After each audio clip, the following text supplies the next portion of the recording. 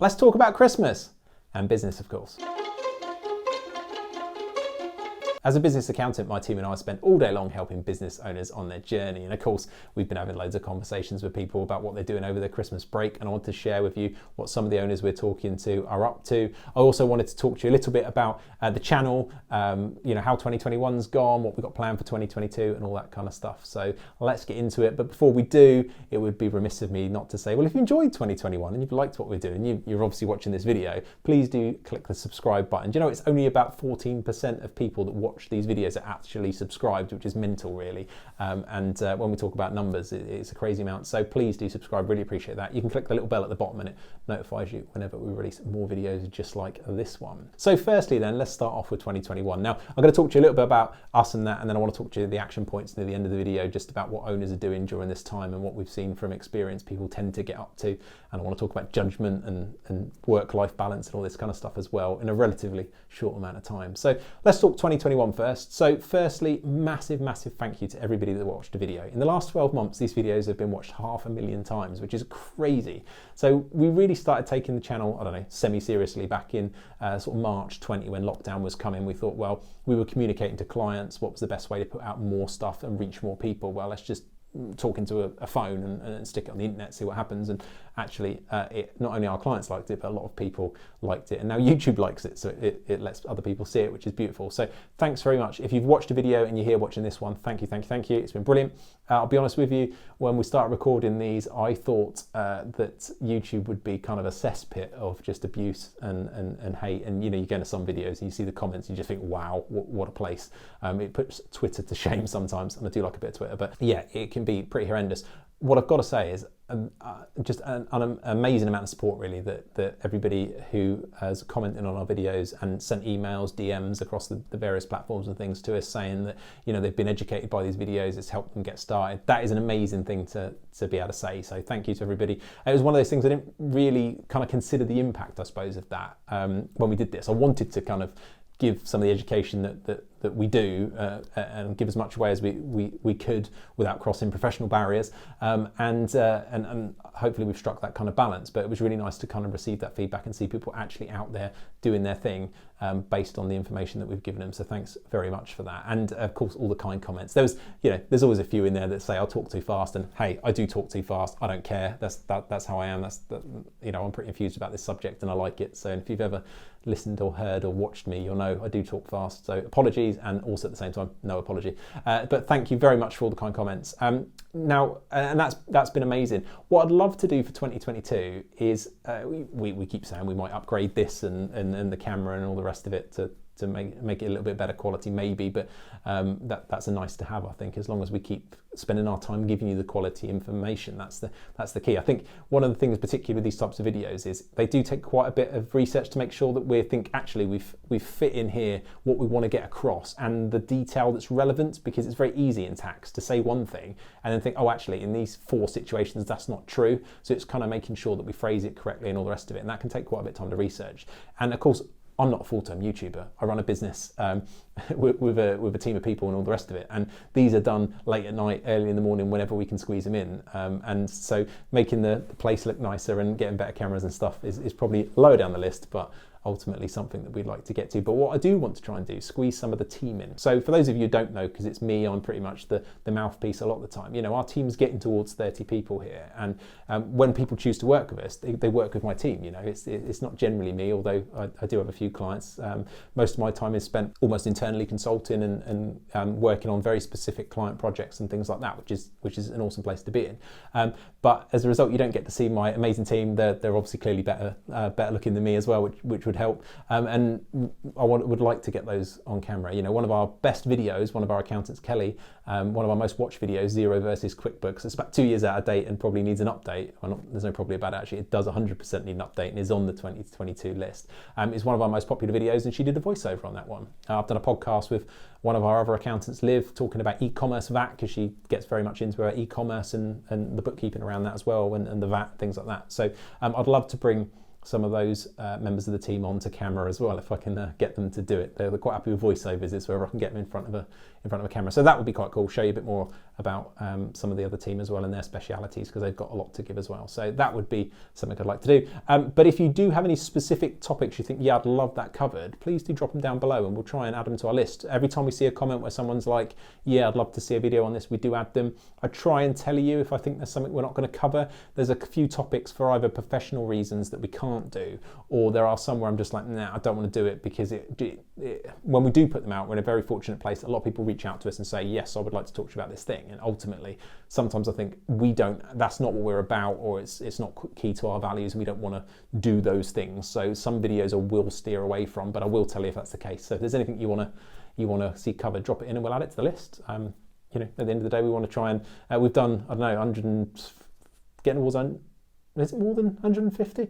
Can't think now. I think we're getting towards about 150 videos that we've created over the years. So any topics that people want to know about, be a good kind of little pool of things for there. So thanks very much. That'd be great if you could drop that in.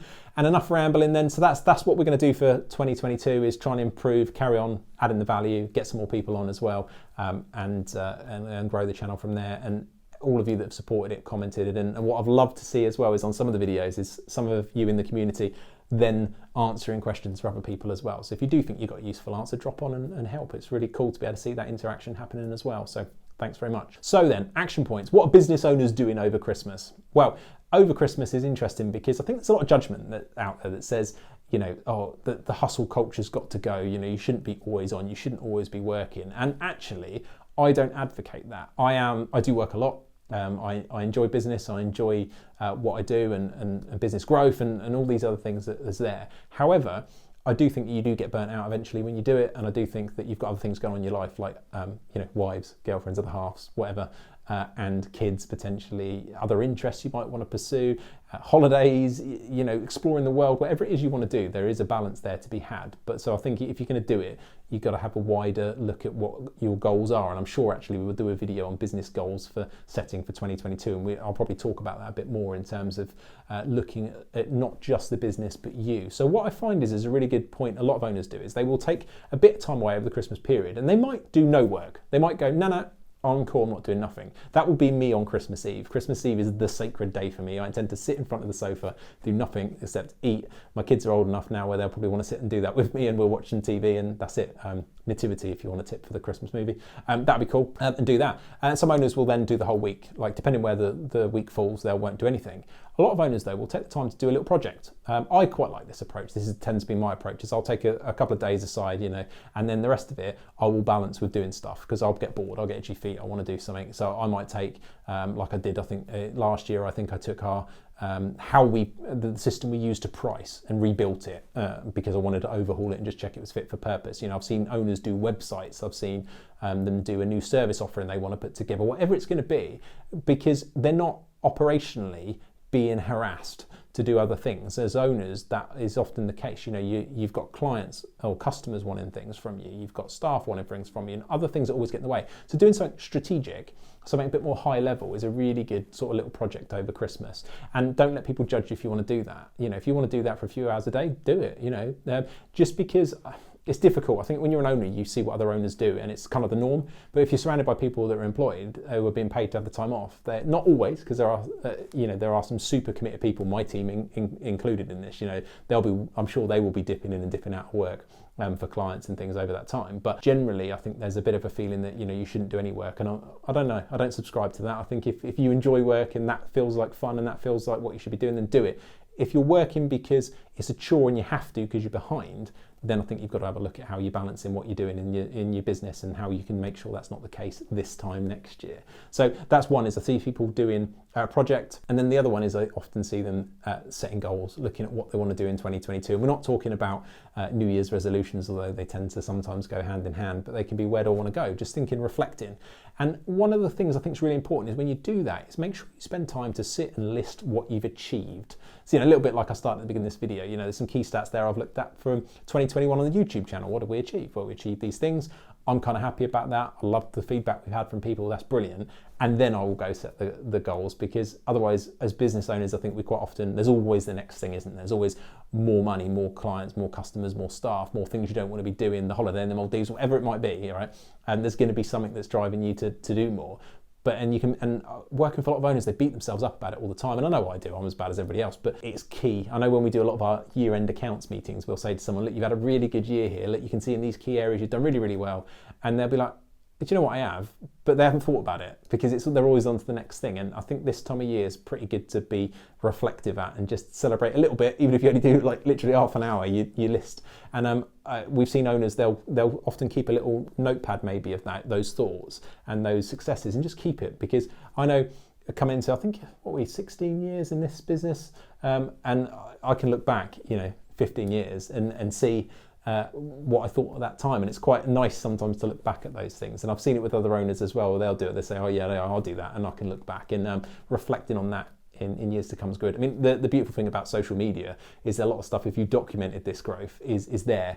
If you're one for posting everything on Facebook, you're going to have your time hop pop up, probably telling you in 10 years time what you're doing 10 years ago. But it's a really good time, I think, to kind of get reflective. So I've seen a lot of owners doing that over the period as well. And and finally, the other one I've got to mention, I did talk about it in another video, but do make sure your cash flows are right with your business. It can be quite a stretchy time, this, for a lot of people.